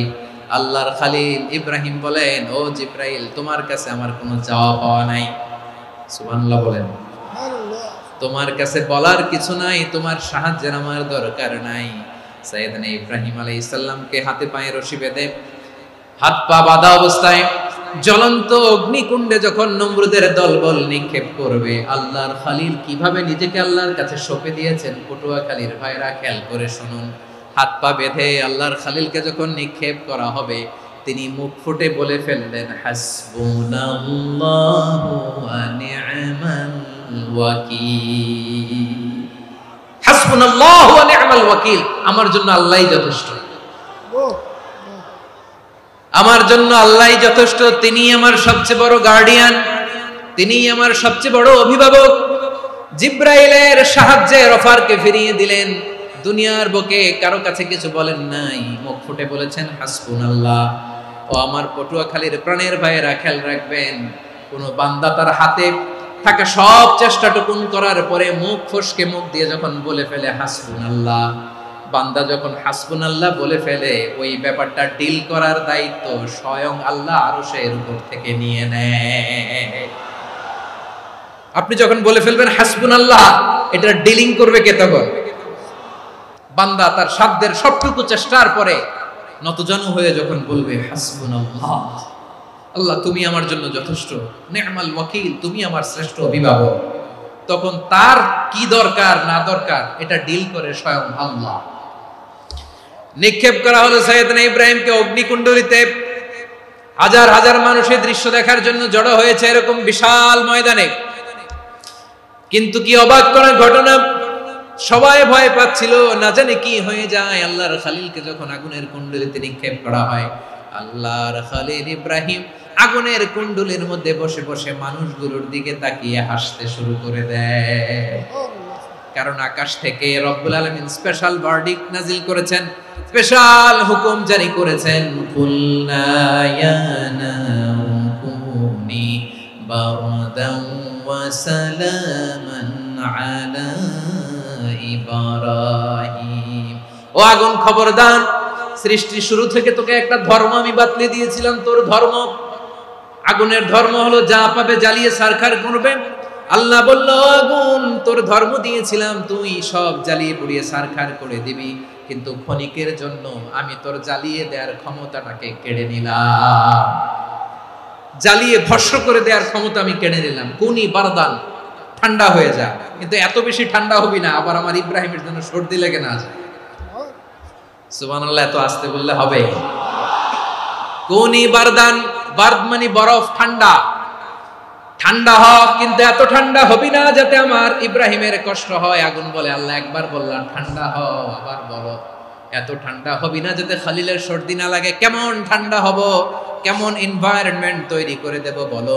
আল্লাহ বললেন, সালামান আলা ইব্রাহিম, আমার খলিল আমার ইব্রাহিমের জন্য তুই জান্নাতের গুল বাগিচা হয়ে যা। ও ভাই, নবী মুসার মতো ঈমান হলে রাস্তা হবে সাগর জলে, নবী ইউসুফের মতো ঈমান হলে একে একে দরজা খোলে। নবী ইব্রাহিমের মতো ঈমান যদি আজও থাকে বিদ্যমান, অগ্নিকুণ্ডে দেখতে পাবে খুবসুরত এক ফুল ভাগা। কুলনা ইয়া নারু কুনি বারদান ওয়া সালামান আলা ইব্রাহিম। বান্দা যখন মুখ দিয়ে বলে হাসবুনাল্লাহ, আমার আল্লাহ আমার জন্য যথেষ্ট, এই বলে যখন নিজেকে সঁপে দেয়, তার কি লাগবে ওই দায়িত্ব স্বয়ং নিয়ে নেয় কে? তাহলে আমার প্রিয় ভাইরা, বিপদের শুরুতেই আমরা বলবো ইন্না লিল্লাহ। শুরুতে কি বলবো? এরপরে যেই বাক্যটা পড়ে নিজের পরিস্থিতিকে আল্লাহর দরবারে সঁপে দিব, সেটা হচ্ছে হাসবুনাল্লাহ। সেটা কি? বিষ্ণু বলেন, লা ইয়াজালু লিসানুকা রাতাবান মিন যিকরিল্লাহ, সব সময় আল্লাহর স্মরণ দিয়ে, জিকির দিয়ে জিহ্বাটারে সিক্ত রাখো। আর শয়তানু জাসিমুন আলা কলবি ইবনে আদম, শয়তান বনি আদমের কলবে খামচি মেরে বসে থাকে। ফাইদা যাকারাল্লাহ খালাসা, মানুষ যখন আল্লাহর স্মরণ করে জিকির করে, শয়তান দৌড়ে পালায়। ওয়া ইদা গাফালা ওয়াসওয়াসা, যখনই বনি আদম গাফেল হয়, তখনই শয়তান তার হৃদয়ে ওয়াসওয়াসা দেয়। এজন্য বিপদে পড়লে ইন্না লিল্লাহ, নিজের সবটুকুন করার পরে, নিজের রোল প্লে করার পরে নিজেকে আমরা কি বলে সঁপে দিব? সবাই বলেন, মনে থাকবে? বিপদে পড়লে প্রথমে ইন্না লিল্লাহ, এরপরে নিজেকে যখন সঁপে দিব তখন হাসবুনাল্লাহ। এরপরে কঠিন বিপদে যখন বিশ্বনবী পড়তেন তখন কি করতেন? এমন বিপদ মাঝে মাঝে হয় না, দেয়ালে পিঠ থেকে যায়, চোখে মুখে অন্ধকার, কি করব দিশা খুঁজে পাই না, এরকম হয় কখনো? বিশ্বনবী এরকম কঠিন বিপদে পড়েছেন জীবনের কিছু কিছু মুহূর্তে, ওই মুহূর্তে বিশ্বনবী স্পেশাল দুইটা দোয়া পড়তেন। এই দোয়াগুলো আপনাদেরকে জানিয়ে দেয়। বিশ্বনবী বলেন, কঠিনতম বিপদে যখন পড়বা, দেয়ালে পিঠ থেকে যায়, চোখে মুখে অন্ধকার, বাঁচার কোনো উপায় নাই, তখন পড়বা লা ইলাহা ইল্লা আনতা সুবহানাকা ইন্নী কুনতু মিনাজ জালিমিন। আল্লাহ, তুমি ছাড়া কোনো ইলাহ নাই, তুমি পবিত্র, নিশ্চয় আমি জালিমদের অন্তর্ভুক্ত। সুবহানাল্লাহ বলেন। এই দোয়া সাইয়েদনা ইউনূস আলাইহিস সালাম পড়েছিলেন যখন মাছের পেটে ছিলেন। এবং অনেক মুফাসসিরিন ইকরাম বলেছেন, অনেক আহলুল ইলমরা বলেছেন, এটা হচ্ছে ইসমে আজম। ইসমে আজম এমন দোয়া যেটা দিয়ে দোয়া করলে আল্লাহ দোয়া কবুল করে। কিন্তু এটা কোনটা, এটা নিয়ে ইখতিলাফ আছে। কোন আহলুল ইলম বলেন লা ইলাহা ইল্লা আনতা সুবহানাকা ইন্নী কুনতু মিনাজ জালিমিন, এটা হচ্ছে ইসমে আজম। সাইয়েদনা ইউনূস আলাইহিস সালাম পড়েছেন, আপনারা পড়েননি? এটা পড়বেন আপনারা। এই দোয়া পড়ে সাইয়েদনা ইউনূস আলাইহিস সালাম মাছের পেট থেকে রক্ষা পেয়েছিলেন। রক্ষা করেছিল কে? তুমি ইউনূস নবী রে যখন খাইলো মাছেতে গিলিয়া, ফেরেশতা পাঠাইয়া দিলে ইসমে আজম দিয়া, প্রাণে ছিল যাহার ভয় সেথা পাইল আশ্রয়, প্রাণে ছিল যাহার ভয় সেথা পাইল আশ্রয়, মাছের পেট হতে সে যে পেল পরিত্রাণ। আল্লাহু আল্লাহু তুমি জাল্লে জালালুহু, শেষ করা তো যায় না গে তোমার গুণগান। আল্লাহু আল্লাহু লা ইলাহা ইল্লা আনতা সুবহানাকা ইন্নী কুনতু মিনাজ জালিমিন। বিশ্বনবী বললেন, দেয়ালে পিঠ থেকে গেলে, চোখে মুখে অন্ধকার, বাঁচার কোনো উপায় নাই, তখন এই দোয়াটা পড়তে হবে। এই দোয়া পড়ে আল্লাহর কাছে ফরিয়াদ করলে বিপদ মুক্ত করবেন কে? কেন এই দোয়াটা আল্লাহর কাছে বড্ড প্রিয় জানেন আমার ভাইরা? কারণ এই দোয়ার মধ্যে তিনটা জিনিস আছে। এক নম্বরে হচ্ছে তাওহীদ, দুই নম্বরে তাসবিহ, তিন নম্বরে তাকরীর। আই রিপিট, আবারও বলছি, এক নম্বরে তাওহীদ, দুই নম্বরে তাসবিহ, তিন নম্বরে তাকরীর। এই দোয়াটা আল্লাহর কাছে এত পছন্দনীয় কারণ এই দোয়ার প্রথম অংশে আছে তাওহীদ, আল্লাহর একত্ববাদের ঘোষণা। লা ইলাহা ইল্লা আনতা, ও আল্লাহ আপনি ছাড়া কোনো ইলাহ নাই, উপাস্য নাই। এই কথা বললে আল্লাহ বড় খুশি হয়ে যায়। সুবহানাল্লাহ পড়েন। এই দোয়ার দ্বিতীয় অংশে আছে তাসবিহ, মানে আল্লাহর প্রশংসা, প্রশংসা সূচক বাণী। সুবহানাক সুবহানাক সুবহানাক, ও আল্লাহ আমি আপনার পবিত্রতা ঘোষণা করছি। সুবহানাক, এই কথা শুনলেও আল্লাহ খুশি হয়ে যায়। সুবহানাল্লাহ পড়েন। এই দোয়ার তৃতীয় অংশে আছে তাকরীর, তাকরীর মানে পাপের স্বীকৃতি। তাকরীর মানে কি? তাকরীর মানে পাপের স্বীকৃতি। এই দোয়ার তৃতীয় অংশে আছে ইন্নী কুনতু মিনাজ জালিমিন, ও আল্লাহ আমি জালিমদের অন্তর্ভুক্ত। আল্লাহ আল্লাহ আমি জালেম, আল্লাহ আমি ভুল করেছি, অন্যায় করেছি, আল্লাহ আমি জালেমদের অন্তর্ভুক্ত। এই পাপের স্বীকৃতি, অ্যাকনোলেজমেন্ট আল্লাহ বড্ড পছন্দ করে। যখন আল্লাহর কাছে আপনি ছোট হবেন, ছোট হতে হতে যত ছোট হবে, ওই দৃশ্যটা দেখতে আল্লাহ বড্ড পছন্দ করে। সুবহানাল্লাহ বলেন। তিন নম্বর অংশ ইন্নী কুনতু মিনাজ জালিমিন, আল্লাহ আমি জালেমদের অন্তর্ভুক্ত। সাইয়েদনা আদম আলাইহিস সালাম ভুল করে যখন নিষিদ্ধ গাছের ফুল খেয়ে ফেললেন, ফল খেয়ে ফেললেন, আল্লাহ বললেন আদম ক্ষমা পেতে চাইলে তুমি আর হাওয়া মিলে স্বীকৃতি দাও, পাপের স্বীকৃতি। আর পড়ো রব্বানা যালামনা আনফুসানা ওয়া ইল্লাম তাগফির লানা ওয়া তারহামনা লানাকুনান্না মিনাল খাসিরিন। ও আল্লাহ আমি আদম আর হাওয়া যালামনা আনফুসানা, আমরা আমাদের নফসের উপর বড্ড জুলুম করেছি। আল্লাহ ওয়া ইল্লাম তাগফির লানা ওয়া তারহামনা, আপনি যদি ক্ষমা না করেন, আপনি যদি দয়া পরবশ না হন, আপনি যদি রহম না করেন, আমরা তো ক্ষতিগ্রস্তদের মধ্যে শামিল হয়ে যাব। এই দোয়া করার সাথে সাথে সাইয়েদনা আদম আর হাওয়া আলাইহিস সালামকে ক্ষমা করে দিলেন কে? তাহলে এই দোয়ার ৩ নম্বর অংশ তাকরীর, এটা আল্লাহ বড্ড পছন্দ করে। আমার কলিজার টুকরা ভাইয়েরা, গুনাহ করে শিকার যেতে হবে, এটা আল্লাহ ভালোবাসেন। সাইয়েদনা আবু বকর রাদিয়াল্লাহু তাআলা আনহু বিষ্ণু ইসলামকে বললেন, ইয়া রাসূলুল্লাহ আল্লিমনি দুআআন আদউ বিহি ফি সালাতি, নবী হে আপনি আমার এমন একটা স্পেশাল দোয়া শিখায়া দেন যে দোয়াটা আমি নামাজে পড়ব। নবী বললেন, তাহলে তুমি পড়ো আল্লাহুম্মা ইন্নী যালামতু নাফসি যুলমান কাসীরান ওয়া লা ইয়াগফিরুয যুনুবা ইল্লা আনতা ফাগফির লি মাগফিরাতাম মিন ইনদিকা ওয়ারহামনি ইন্নাকা আনতাল গফুরুর রহিম। সুবহানাল্লাহ। সালাম ফিরানোর আগে পড়েন, ও আবু বকর, নামাজে যদি দোয়া করতে মনে চায় এই দোয়াটা পড়বা, আল্লাহুম্মা ইন্নী যালামতু নাফসি, আল্লাহ জুলুম করেছি আমার নফসের উপর, যুলমান কাসীরা, অনেক জুলুম, ওয়া লা ইয়াগফিরুয যুনুবা ইল্লা আনতা, আপনি ছাড়া এই জুনুব, এই পাপ ক্ষমা করার দ্বিতীয় কোনো রব নাই। আছে? এজন্য আল্লাহরে বলবেন, আল্লাহ আমি ছাড়া তোমার গোলামের অভাব নাই, ও আমার রব আমি ছাড়া এই জমিনের বুকে তোমার গোলামের অভাব নাই, কিন্তু তুমি ছাড়া তো আমার দ্বিতীয় কোনো রব নাই। পারবেন বলতে? পারবেন? চোখের পানি ছেড়ে আল্লাহরে বলবেন, আল্লাহ তুমি আমার রব, তুমি আমার সব। কি বলবেন? আল্লাহরে বলেন, আল্লাহ তুমি আমার রব, তুমি আমার সব। আল্লাহ আমি ছাড়া এই জমিনে তোমার গোলামের অভাব নাই, তুমি ছাড়া আমার দ্বিতীয় কোনো রব নাই। একথা বলে চোখের পানি ছেড়ে আল্লাহরে স্বীকৃতি দেন, আল্লাহ আমি পাপী, আল্লাহ এই জমিনে আমার চেয়ে বড় পাপী আর কেউ নাই। ওযু করে সিজদায় লুটিয়ে পড়ে চোখের পানি ছেড়ে আল্লাহরে পাপের স্বীকৃতি দেন, আল্লাহ এমন কোন জুলুম নাই, গুনাহ নাই আমি করি নাই, সগীরা কবিরা, জেনে না জেনে, ইচ্ছায় অনিচ্ছায়, শিরকি বেদাতি সব গুনাহ করেছি। আল্লাহ আকাশের নিচে জমিনের উপরে আমার চেয়ে বড় গুনাহগার আর কেউ নাই। চোখের পানি ছেড়ে আল্লাহরে বলেন, আল্লাহ আমি ছাড়া তোমার গোলামের অভাব নাই, তুমি ছাড়া আমার দ্বিতীয় কোনো রব নাই, তুমি ছাড়া তো কেউ আমার গুনাহ ক্ষমা করার নাই, তুমি আমার রব, তুমি আমার সব। বলতে পারবেন?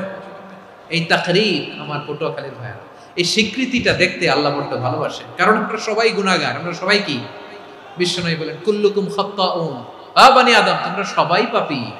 সবাই কি? সবাই পাপী। আমরা সবাই পাপী, আপন পাপের বাটখারা দিয়ে অন্যের পাপ মাপি। আমরা যে পাপী এটা ভাবতে মনে চায় না কারো, খালি অন্যের পাপ দেখি আমরা, এটা ভুল। ওর এই পাপ, ও পাপী, ও জালেম, ও জাহান্নামী, এরকম একটা টেন্ডেন্সি। আমার যে কি হালাত এটার খেয়াল নাই।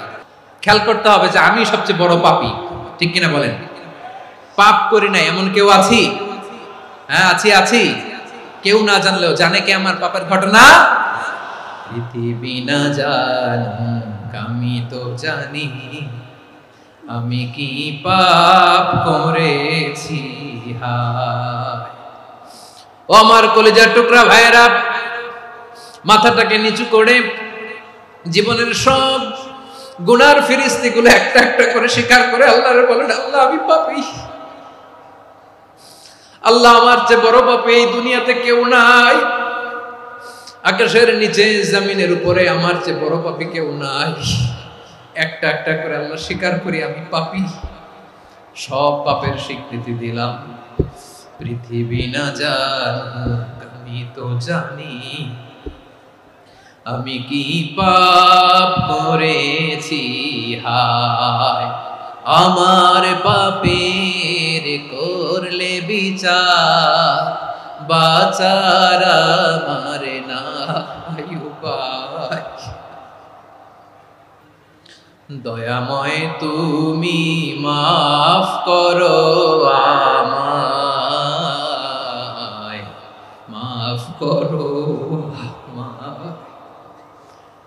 আল্লাহ তাআলা যদি দয়া করে আমাদেরকে মাফ না করে, আমাদের বাঁচার কোনো উপায় নাই।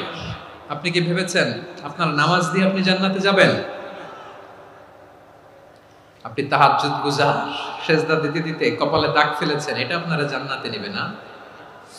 আপনি এলাকার সবচেয়ে বড় হাতেম তাই দানশীল, এই দানের ভরসায় বসে আছেন, কশিন কালো না।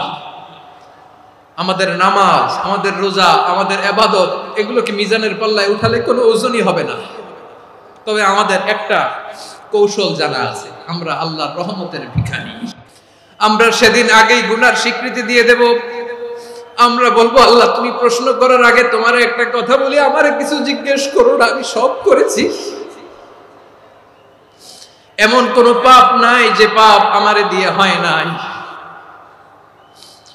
তোমার রহমত দিয়ে তুমি জান্নাতে পাঠাবা, তোমার দয়ায় জান্নাতে যেতে চাই, আমল দিয়ে না। পারবেন বলতে? কিয়ামতের দিন আমরা বলবো, আল্লাহ আমার আমল দিয়ে জান্নাত চাই না, আমি তোমার দয়া দিয়ে জান্নাত চাই। তোমার দয়া ছাড়া আমার কোনো উপায় নাই।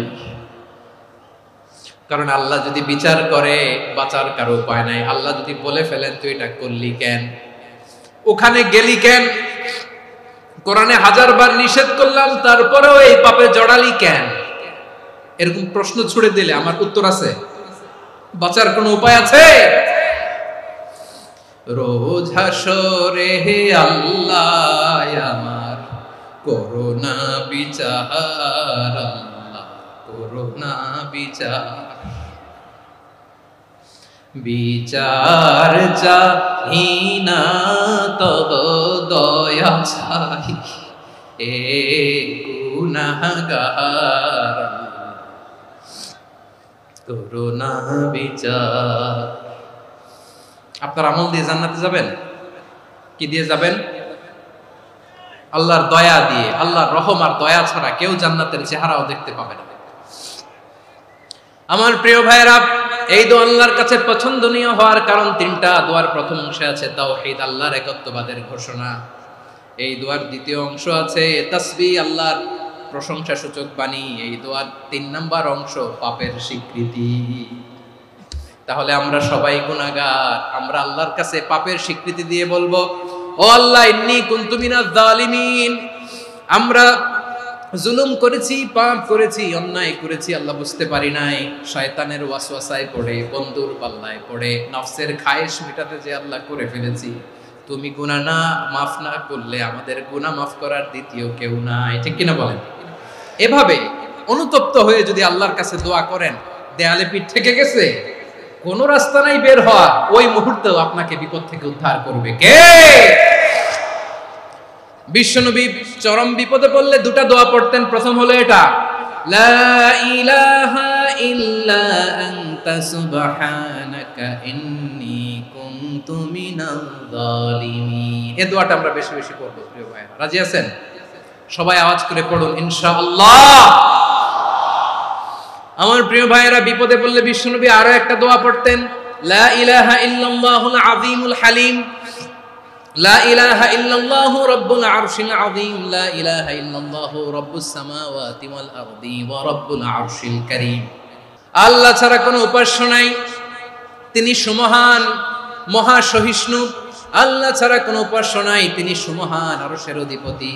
আল্লাহ ছাড়া কোনো উপাস্য নাই, তিনি আকাশের মালিক, জমিনের মালিক, তিনি সুবিশাল আরশের অধিপতি। সুবহানাল্লাহ পড়েন। এই দোয়াটা কেউ যদি পড়ে যদি এর ওসিলা করে দোয়া করে, তাকে বিপদ থেকে মুক্তি দেয় কে? মনে থাকবে আপনাদের? তাহলে বিপদের প্রথম ধাক্কায় কি যেন পড়তে হয়? ইন্না লিল্লাহ। তারপরে কি বলে আল্লাহর কাছে নিজেকে সঁপে দিতে হয়? দেয়ালে পিঠ থেকে গেলে লা ইলাহা ইল্লা আনতা সুবহানাকা ইন্নী কুনতু মিনাজ জালিমিন।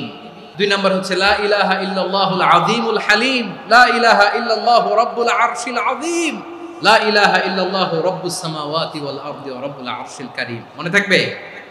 অনেক সময় এমন হয়, হঠাৎ বিপদের সম্মুখীন হই, আমরা রেডি হয়ে বের হইছি অফিসে, হঠাৎ অ্যাক্সিডেন্টে পড়ে যাই, হঠাৎ পেটের ব্যথায় অজ্ঞান, এরকম হয় না? বিষ্ণু ইসলাম বলেন, আকস্মিক দুর্ঘটনার বিপদ থেকে যদি কেউ বাঁচতে চায়, সকাল সন্ধ্যা যেন প্রত্যেকে এই দোয়াটা পড়ে। সকালে যদি 3 বার পড়ে, সন্ধ্যা পর্যন্ত হঠাৎ হঠাৎ বিপদ থেকে সে রক্ষা পাবে। To be protected from sudden calamity, sudden disaster, হঠাৎ বিপদ, হঠাৎ ভয়ঙ্কর কোন আকস্মিক বিপদ থেকে আল্লাহ বাঁচায় দেবে। সকালে পড়লে সন্ধ্যা পর্যন্ত প্রোটেক্টেড, সন্ধ্যাবেলায় যদি 3 বার পড়ে সকাল পর্যন্ত প্রোটেক্টেড। সুবহানাল্লাহ পড়ে। দোয়াটা কি?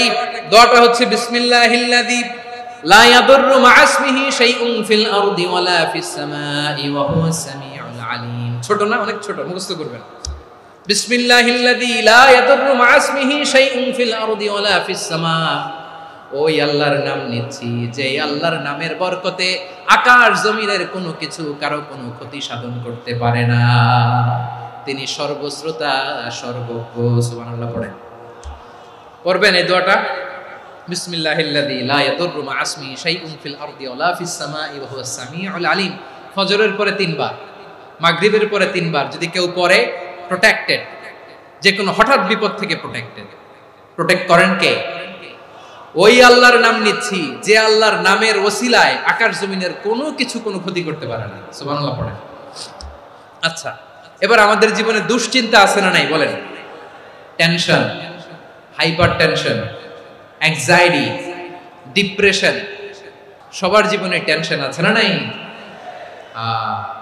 এই দুশ্চিন্তা, পেরেশানি, মারাত্মক পেরেশানি থেকে মুক্তি পাওয়ার জন্য বিষ্ণু ইসলাম দুটো দোয়া পড়তেন। কয়টা? অনেকগুলো পড়তেন। স্পেশাল দুটো দোয়া আজকে আপনাদের শিখায় যাব, শুনবেন। পেরেশানিতে পড়লে, টেনশনে পড়লে এই দোয়াটা, প্রিয় ভাইরা, বিষ্ণু ইসলাম যখন খুব বিপদে পড়তেন, দুশ্চিন্তা ওনাকে ঘিরে ধরতো, উনি পড়তেন ইয়া হাইয়ু ইয়া কাইয়ুম বিরহমাতিকা আস্তাগীথ।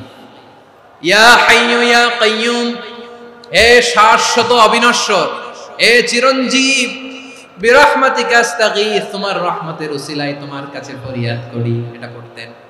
আবার আরেক বর্ণনায় এসেছে ইয়া হাইয়ু ইয়া কাইয়ুম বিরহমাতিকা আস্তাগীথ আসলিহ লি শা'নি কুল্লাহু ওয়ালা তাকিলনি ইলা নাফসি তারফাতা আইন। আসলিহ লি শা'নি কুল্লাহ, আল্লাহ আমার সবকিছু আপনি সেটেল করে দেন। আমাদের সব ঝামেলা সেটেল করে দিতে পারে কে? তাহলে পড়বেন ইয়া হাইয়ু, হে চিরঞ্জীব। হাইয়ু মানে চিরঞ্জীব, যিনি চিরকাল বেঁচে থাকবেন, মরবেন না। আল্লাহ মরবেন? তার কোনো লয় আছে? ক্ষয় আছে? সূরা রহমানে আল্লাহ বললেন কুল্লু মান আলাইহা ফানি ওয়া ইয়াবকা ওয়াজহু রাব্বিকা যুল জালালি ওয়াল ইকরাম ফাবিআইয়ি আলাই রাব্বিকুমা তুকাযিবান। জমিনে যা আছে সব ফান, ভ্যানিশ হয়ে যাবে, নিশ্চিহ্ন হয়ে যাবে, শেষ হয়ে যাবে, সব বিলুপ্ত হয়ে যাবে, একজন ছাড়া। জোরে বলেন তিনি কে? এই দোয়াটা কেন পছন্দ আল্লাহর কাছে? কারণ এখানে আল্লাহর দুইটা সুন্দর নাম আছে, গুণবাচক নাম, আল হাই, আল কাইয়ুম, এই দুটো নাম আছে এখানে। আবার এই দুইটা আয়াতুল কুরসির অংশ। আয়াতুল কুরসির শুরু তো এটা আছে না নাই? হ্যাঁ, আছে না নাই?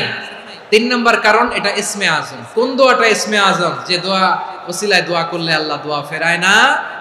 অনেকগুলো মত আছে, সবচেয়ে ভ্যালিড মত হচ্ছে এটা, ইয়া হাইয়ু ইয়া কাইয়ুম, এর ওসিলা দিয়ে দোয়া করলে দোয়া কবুল করে কে? 2 নম্বরে বিশ্বনবী মারাত্মক বিপদে পড়লে আরেকটা দোয়া পড়তেন, আল্লাহুম্মা ইন্নী আবদুক। আগে দোয়াটা পড়ি, শুনেন।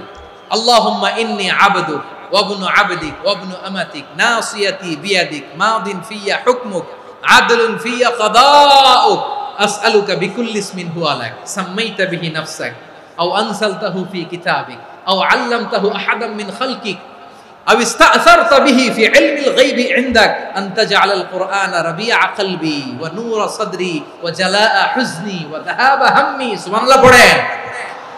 বিষ্ণুই বলতেন আল্লাহুম্মা ইন্নী আবদুক, ও আল্লাহ আমি আপনার গোলাম, ওয়া ইবনু আবদিক, গোলামের ঘরের গোলাম, ওয়া ইবনু আমাতিক, বাদীর ঘরের গোলাম। মানে আল্লাহ আমি আপনার গোলাম, আমার বাবা আব্দুল্লাহ ছিল আপনার গোলাম, আমার মা আমিনা ছিল আপনার বাদী। মানে আমরা গোলাম বংশের, সব গোলাম। নিজের এর চেয়ে আর ছোট করে আল্লাহর কাছে উপস্থাপন করা যায় আমার ভাইরা? কথা কি বুঝতেছেন? নিজেকে এর চাইতে ছোট, নগণ্য আর তুচ্ছ করে আল্লাহর সাথে প্রেজেন্ট করা যায়? বিশ্বনবী বললেন ও আল্লাহ আমি আপনার গোলাম, গোলামের ঘরের গোলাম, দাসীর ঘরের গোলাম, নাসিয়াতি বিয়াদিক, আমার মাথার চুলের ছুটি আপনার হাতের মুঠোয়। আপনি ডানে টান দিলে আমি ডানে যেতে বাধ্য, আপনি বাঁয়ে টান দিলে বাঁয়ে যেতে বাধ্য। বিশ্বনবী বললেন আল্লাহ আমার মাথার চুলের ঝুঁটি আপনার হাতের মুঠোয়। আচ্ছা, এইভাবে কাকে ধরা হয়? যে খুব ছোট, ঠিক কি না? নিজেকে কত ছোট করলেন বিশ্বনবী। ও আল্লাহ আমার মাথার চুলের ঝুঁটি আপনার হাতের মুঠোয়, আপনি ডানে টানলে আমি ডানে যাব, বাঁয়ে টানলে বাঁয়ে যাব। আল্লাহ আসআলুকা বিকুল্লি ইসমিন হুয়া লাক নাসিয়াতি বিয়াদিক মাদিন ফিয়া হুকমুক, আপনার নির্দেশ আমার উপর কার্যকর হবেই হবে। আদলুন ফিয়া কাদাউক, আপনার ফয়সালা, যেই ফয়সালাই আপনি আমার জন্য করেন এটাই ইনসাফ। সুবহানাল্লাহ বলেন।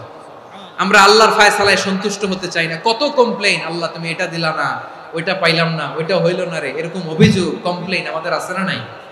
আর বিশ্বনবী বলতেন আদলুন ফিয়া কাদাউক, আল্লাহ আমার জন্য তোমার যেটা ফয়সালা এটাই সবচেয়ে শ্রেষ্ঠ ইনসাফ, এর চেয়ে ইনসাফ আর হতে পারে? এভাবে কায়মান বাক্যে আল্লাহর কাছে বিশ্বনবী দোয়া করতেন। এরপরে বিশ্বনবী বলেন আল্লাহ তোমার যত নাম আছে সব নামের ওসিলায় দোয়া করি, যে নাম তুমি আমাদেরকে জানিয়েছো যে নাম তুমি আমাদেরকে জানাও নাই, যে নাম তুমি কোরআনে নাজিল করেছো, যে নাম নাজিল করো নাই, যে নাম শুধু নবীদেরকে জানিয়েছো।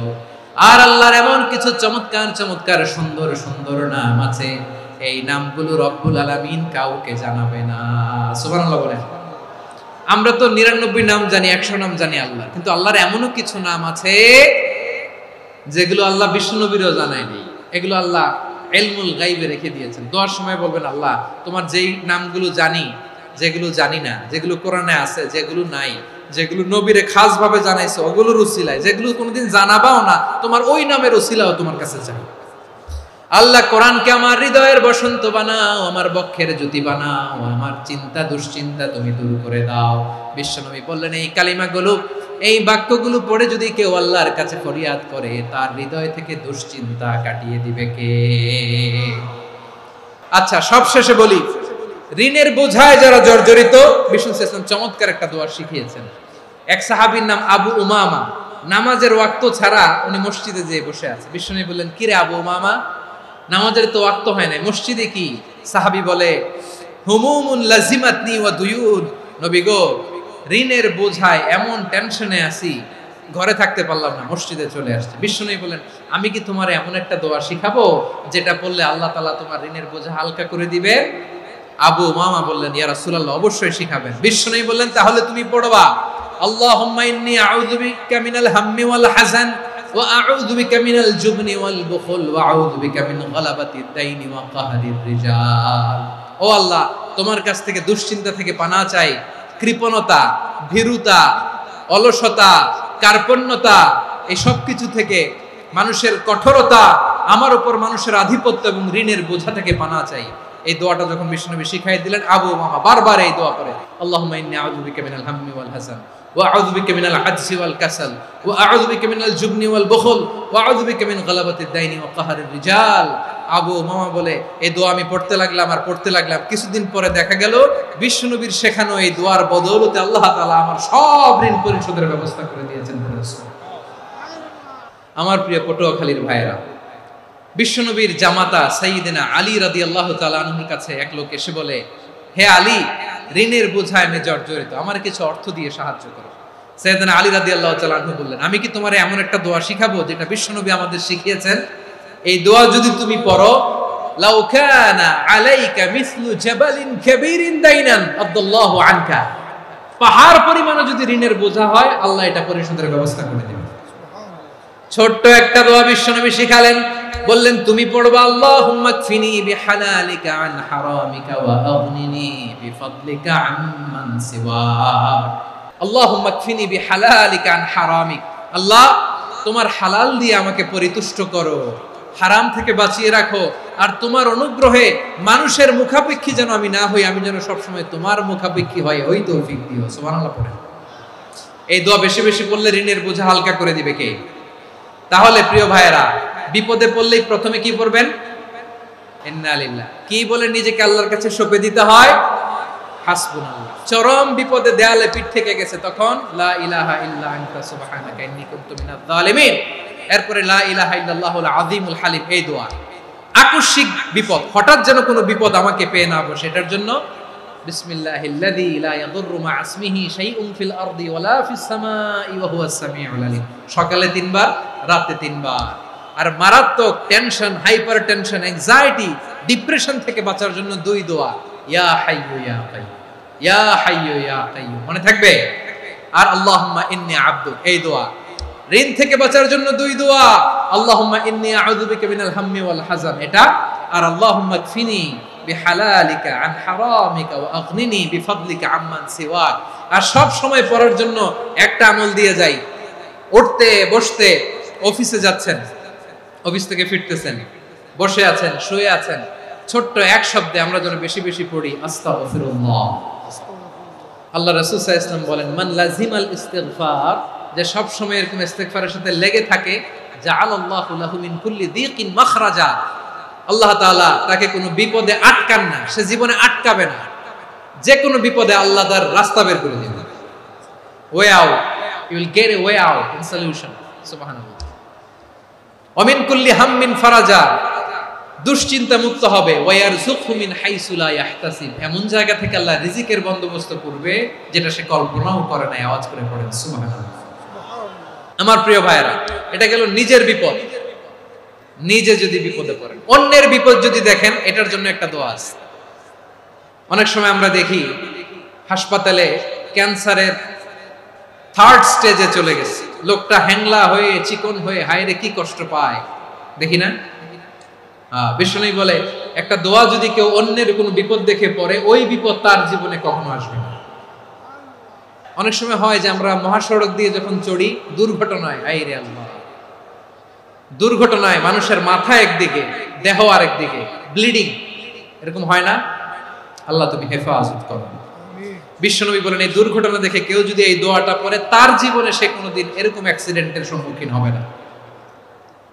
বিশ্বনবী বলেন অন্যের বিপদ দেখে কেউ যদি পড়ে, আলহামদুলিল্লাহিল্লাযী আফানি মিম্মা বাতালাকা বিহি ওয়া ফাদ্দালানি আলা কাসীরিন মিম্মান খালাকা তাফদীলা, মানে প্রশংসা সে আল্লাহর, যে আল্লাহ তাআলা তোমাকে যেই জিনিস দিয়ে পরীক্ষা করেছে, আমাকে ওইটা থেকে বাঁচিয়ে দিয়েছে।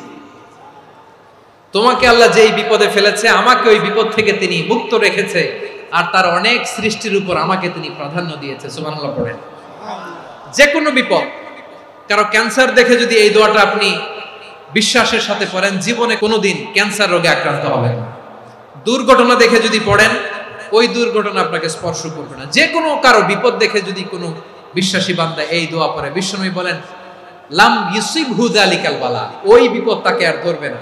উফিয়া মিনহু মিন যালিকাল বালা কাইনাম মা কান, সে যতদিন হায়াত পাবে কোনোদিন ওই বিপদ তাকে স্পর্শ করবে না।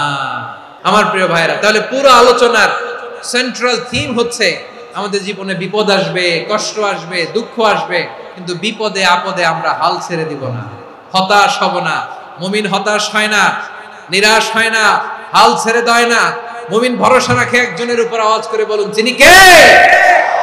বিপদে পড়লে আমাদেরকে উদ্ধার করে কে? আবার আমাদেরকে যদি কোনো নেয়ামত আল্লাহ দিতে চান, ওইটা কেড়ে নেওয়ার ক্ষমতা কারো আছে? তাহলে আমরা কানেক্টিভিটি বাড়াবো কার সাথে? আমাদের প্রার্থনার ফরিয়াদের হাত তুলবো কার কাছে? রাজি আছেন? পটুয়াখালীর ভাইয়েরা, মনে থাকবে কথাগুলো। আল্লাহ তাআলা আমাদের সবাইকে কথাগুলো বোঝার ও আমল করার তৌফিক দান করুন।